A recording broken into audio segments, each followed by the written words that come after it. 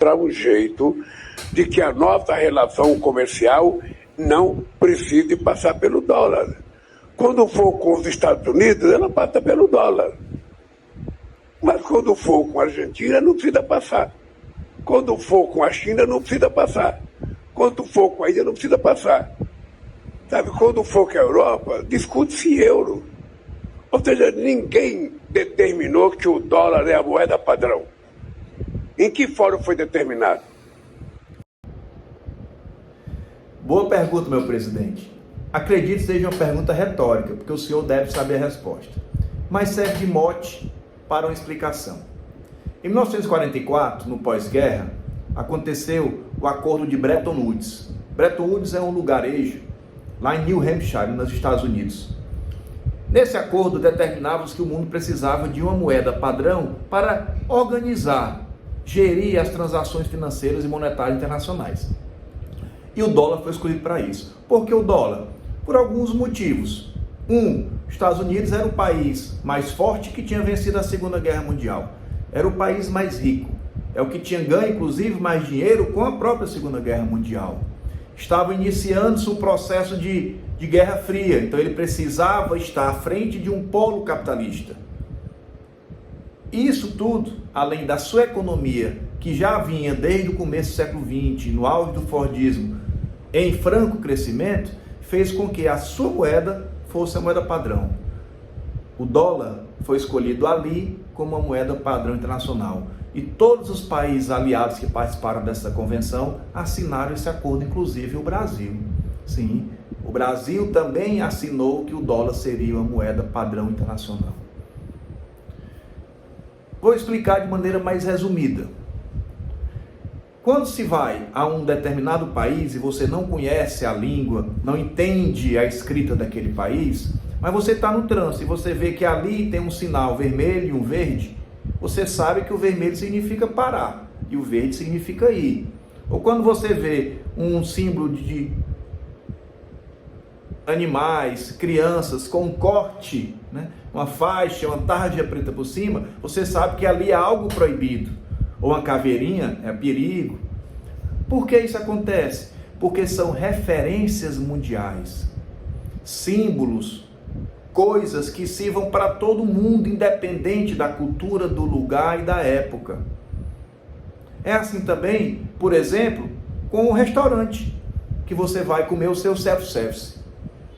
Você pode ter vários pratos num restaurante, mas eles só aceitam pesar a comida num. Por quê? Porque é aquele que ele usa de referência. Porque se ele usasse qualquer prato, os pesos dariam diferente da sua refeição. Um prato mais leve daria um peso menor, um prato mais pesado daria um peso maior. Para isso, determina-se um padrão, aquela tara ali, aquele valor determinado, coloca-se o valor total, a máquina já reduz o valor do prato que já foi medido antes, e você tem só o valor da refeição, ou seja, modelos padrões. Os fusos horários, cada país tem uma hora determinada pela sua posição na Terra em relação ao movimento de rotação. Mas todos sabem contar as horas. Por quê? Porque o padrão de fuso é convencionalmente internacional. São vários exemplos de coisas que se tornam padrão para poder dar uma referência para uma melhor ajuda nas relações internacionais. E para isso existe o dólar como moeda padrão.